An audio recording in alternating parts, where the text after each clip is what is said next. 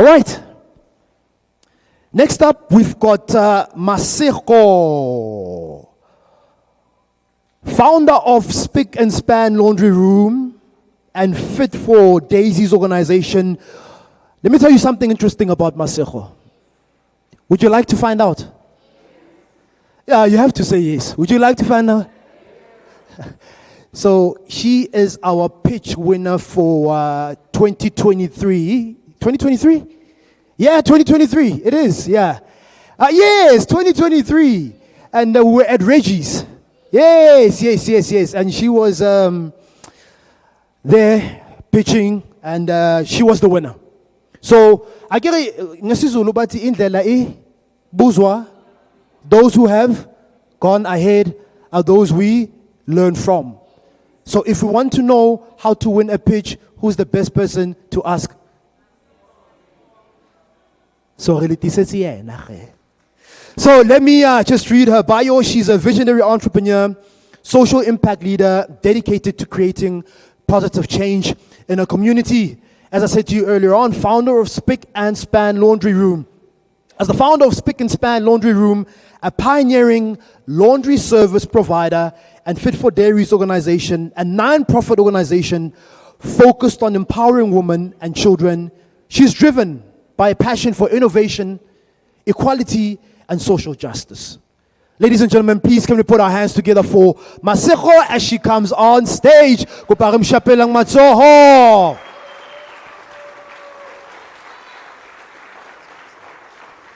Come on, this is a winner. Spick and Span is a meticulous laundromat offering a range of laundry services to individuals, families, and businesses. We also specialize in cleaning personal protective equipment, shoes, rugs, and curtains. We also have a flagship package, the Monthly Hanger, where you can contract our laundry services for the whole month and only pay at the end of the month.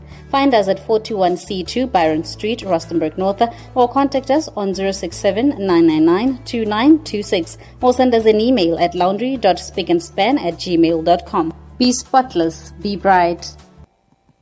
One more time, ladies and gentlemen, a round of applause for Masego.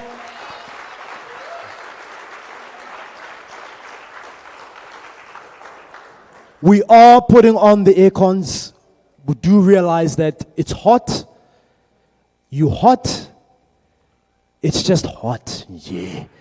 And it's about to get hotter. Masego, the stage is yours. Testing. Tlhabani dumelang. Lekay bagolo baka. Kiteng. Oh my God, I'm in awe. I've been looking at the pictures and I'm thinking so much courage to do something like that. I can't believe I went through that. I can't believe I actually won that. And the story behind it is so funny because I was chosen to pitch, but I wasn't called on that day. So it was all up to me to say, do I just leave it? Or should I tell them that they forgot about me? And the good angel won. I told them, I was able to pitch, and here we are today. My name is Masego Tjabaka. I am born and bred in Tlhabani, Kengwana Mokasi. I was born ko Mokoena. I grew up in Mokoena, but I currently live in Rustenburg North. I am the owner of Spick and Span Laundry Room. It's a laundry service in Rustenburg North. We cater to all people that are in the working class mostly.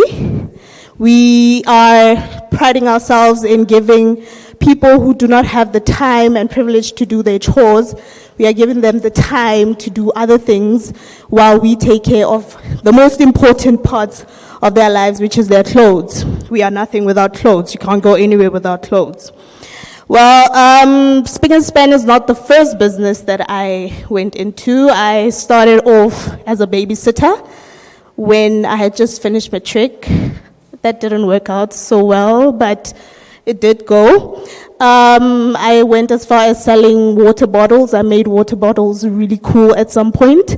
But I grew up in an entrepreneurial influenced community and household. My mother was an owner of a hair salon in town. So I learned a lot from her, and her dedication. And I guess that is where I got my dedication to go through with certain things that I put my mind to.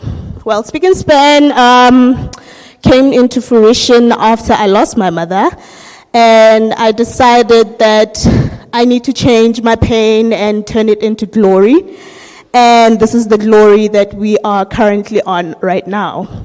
It's been a very interesting journey. It's been 4 years in. We recently celebrated 4 years in business. Please congratulate us. And to say that it was easy would be a lie. It was daunting. I was really, really scared. I'm currently a bit shaky. I'm not used to speaking in public spaces. But it was the purpose and the passion behind it, behind entrepreneurship as a whole, that allowed me to do it scared anyway. And today I can gladly say I built something. I built a brand. So today T asked me, what are the strategies that I use to retain clients and to make sure that I actually sell or my services are actually used. And I could say that it all falls down to our value propositions. And this starts immediately when there's engagement. So when you get onto our social media, you will be met with a lot of visuals, a lot of branding, a lot of colorful posters and showing of our services. And with every one of them, there's a call to action. In our captions, in our videos, in whatever we say, we call for action. We say, come to us. And we make sure that there's always a link to our, to access our booking system. Our booking system is the WhatsApp business, and if you do not have one yet, I would encourage you to download it and make yourself familiar with it, because it has a lot of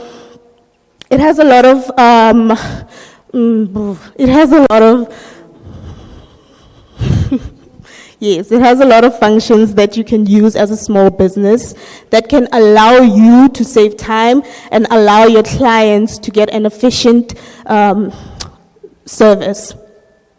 So when you get onto our WhatsApp has everything that you could ever need from us. Whatever question you have, it is already on our catalog. And that helps us to save time from going back and forth about what you need from us. When you get onto our WhatsApp, you receive an automated message that says to you, please view our catalog, tell us what you need, insert into the cart whatever it is that you're trying to bring to us, and then we will take it from there. This way we are saving time, we are saving the client's time, and we are saving time on our side as well. And another strategy that we have is that we look at our clients' needs. This is very important as a small business because we have the privilege of having one-on-one relationships with our clients, unlike big corporations where they don't even know you by name. So we take this to our advantage. When we are having these conversations, we learn our clients' names, we learn their needs, we learn to understand that when they are coming back, what is it that we can help them with outside or more than just washing their clothes. This includes looking at their clothes, first and foremost. We all know that we have a wardrobe. It doesn't change all the time. So we already know our clients' clothes. We know that this client so-and-so has school uniform, has this, has that, has material that needs special treatment. And so we use that to our advantage. We make sure that the client is aware that we are aware of their needs. And then this allows us to build a relationship with them, which allows us to retain them as our clients because we give them a value proposition that says, we care about you. We don't just wash your clothes, we care about you and what you bring to us. I have a case study of one of my clients that I'd like to share. She is a new client. She recently joined Spick and Span in October of last year. And we realized that she didn't have a washing basket. And so we had a few visits from her. On our fourth visit, we decided to give her a washing basket, as we sell washing baskets as well. We decided to give her a washing basket because we realized that she didn't have one. And that has allowed us to retain her as a client, as she is with us every single week now. She sends her clothes in every single week.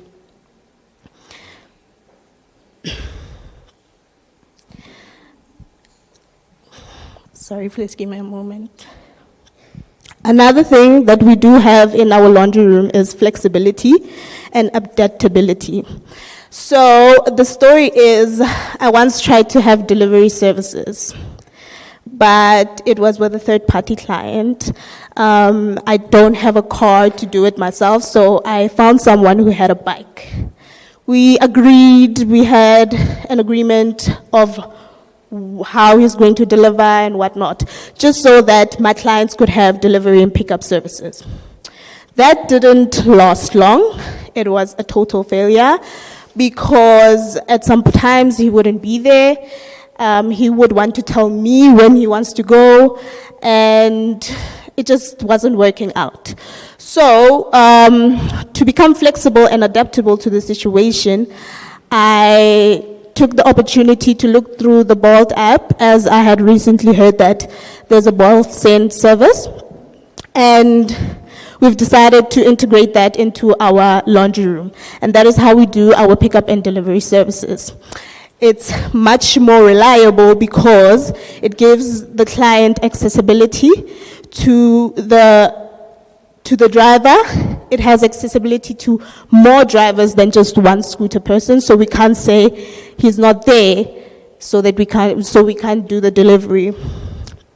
This has increased our ability to do delivery and pickup services by 70% because we don't have to wait. When a client books, we immediately tell them, you can come through, you can send through your laundry. And this also saves us time, it saves us money, it also saves us all the trouble of clients not feeling safe because of the driver or whatnot. So also we have additional services at our laundry room. As we said, we look at your clothes and the needs of your clothes. So we provide additional services that are aligned to the needs of your clothes. This includes sewing, fluff removals, lint removals, shoe polishing, and fabric dye. During the booking process, we have a chat with our client to find out if they have any special requests or if any of their clothes need extra special care. We then mention the extra services, and some of the extra services come at a 0% fee, like the lint removals and fluff removals. But services like the fabric dye and sewing have a charge, but it's a very small charge. That is how we are trying to run the laundry. We are trying to make it a bit more different from the traditional laundromat. And to this point, we are seeing a success rate at the way we are taking the approach. So a business, it's one of those things that are just, it's a give and take. You just have to take the risk. You just have to take the risk. Sometimes it's not as easy as it seems to the public. Behind the scenes is a lot. A lot goes on behind the scenes, but it always takes that courage to say, you know what, let's see what we can do. There's always a chance, there's always a plan, there's always something that you can do to fix the problem, because at the end of the day, our role as entrepreneurs and business owners is to fix a problem in society. So for me, it's been a bumpy road. I've had times when I have thought of leaving and just going into 9 to 5 and whatnot, and it's all because of responsibilities that come along the way that push you back. Because I've recently had a child, and it's one of the things that was just like, woo, you need to get moving. You have responsibilities now, but it takes resilience. It takes determination to say, no, I'm going to push this. And I'm glad to be here today. I'm nervous, I'm jittery, I'm everything, but I'm happy to be on the stage to share my story, and I'm happy to see everyone that is here today, and I'm happy to see the familiar faces that I've been around with, to see how they're growing, and to see the new faces that we get to take this journey together, because at the end of the day, you can't do it alone. You need a community, and this is the community. I loved what Zbu said, is like that. Was it Zbu? Yeah, not you, not this, the other Zbu. He said, the person next to you is the most important person here today, and that is not a lie. We need each other to get to where we all want to get there. So we need each other, and we need to take the opportunity that we have. And thank you so much for giving me your time. Thank you, T, for giving me the opportunity. And congratulations to all the pitchers, actually, not just the winner. All the pitchers. I wish you all the best, and thank you so much.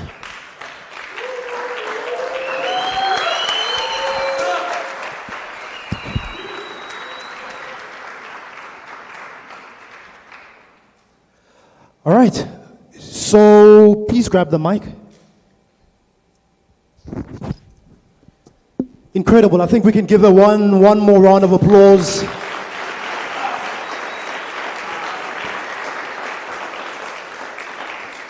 It's always incredible, and I think more impactful, to hear it from someone who lives where you live and sees the challenges that you go through. Masego, please share with us that one practical pitching advice to entrepreneurs in the room that has taken your business to the next level. That one thing. I know there's a lot, but that one thing, or that one lesson that you've learned which has taken your business to the next level. For the pitch. Yeah, when it comes to pitching. When it comes to pitching, know your product. Know your product. When you know your product, you all tell. You're just going to speak. But also be clear and precise and be quick. Say only the most important things. Yeah. So know your product, be precise, be clear, get straight to the point. So we're going to open up for 2 questions. Does anybody have any questions for Masego? Any questions? Okay, 1, 2, 3. I've got 1, 2, 3 from the side. Please, can we get the mic? All right, please introduce yourself and get straight to the question. Yeah. Please stand up. Who are you? And straight to the question.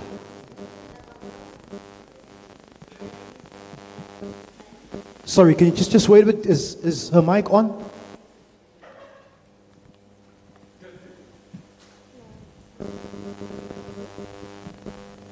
Mike? Right, there's another one coming. While another one's coming, online audience, please continue sharing the love. We've got people tuning in from all different types of townships around the country. We've got some from Mabopane, others in the Eastern Cape. Thank you so much. It's a family. Thank you so much for tuning in. And you can also share what you've learned from Masego's presentation. Thank you, thank you, thank you. Over to you, my sister. Okay, ke a leboga dumelang bagolo. O buang ke Petronella Karbo Musimane, and hi, Masego. I have a question for you for the business. How do you deal with setbacks and stress? Okay, thank you for the question. I think because setbacks are different and they come in different ways. What has kept me going is having a source. Have a source of where you draw your inspiration, where you draw your strength, where you draw your motivation. Why are you doing it? You know, when you have a source, I mean, it will bring you up when you're down, most definitely. Thank you. Please can we get the mic to your name and question, please. Hello everyone, my name is Romulemo. I'm a resident from Rustenburg North. Masego, I've got a question for you. How do you deal with competitors? How do you manage to pull through? How do you manage to get out, find your way out? That's an interesting question. Fun fact, around my area, there's about 5 other laundromats. There's 2 a street away from me. So there's a lot of competition. But for me, I try not to focus too much on what the next person is doing. I do see and I do make sure that I know, but I try not to focus too much on that because I believe that I'm doing things differently. So that unique selling point, Twitch, is what's keeping me going. They are operating well, but we all have something to give. No 2 businesses are the same, even if they're doing the same thing. So that's my go-to. Thank you so much. We have the last question here. Masego is still here, right, Masego? He's still here now. All right. If we've got more questions, yeah, sure. Go ahead. Hi guys. Hi Masego. I want to ask. It's not very long. How are your early days of the business? The genesis of your business, the days of your genesis of your business. How were they? In terms of finances, marketing, looking for clients, and all that. Thank you. Thank you for the question. My business started in my bedroom. I was using the washing machine in the house. My bedroom was the workshop. I was using Sepasamuntu. I was using Facebook. I was using Instagram. I was using Twitter to push the business out there. I was using Canva to make posters. I didn't have that much money. Hey, I didn't use money to start the business. I used what I had. So I'd encourage you to use what you have. Thank you. One last question, yeah?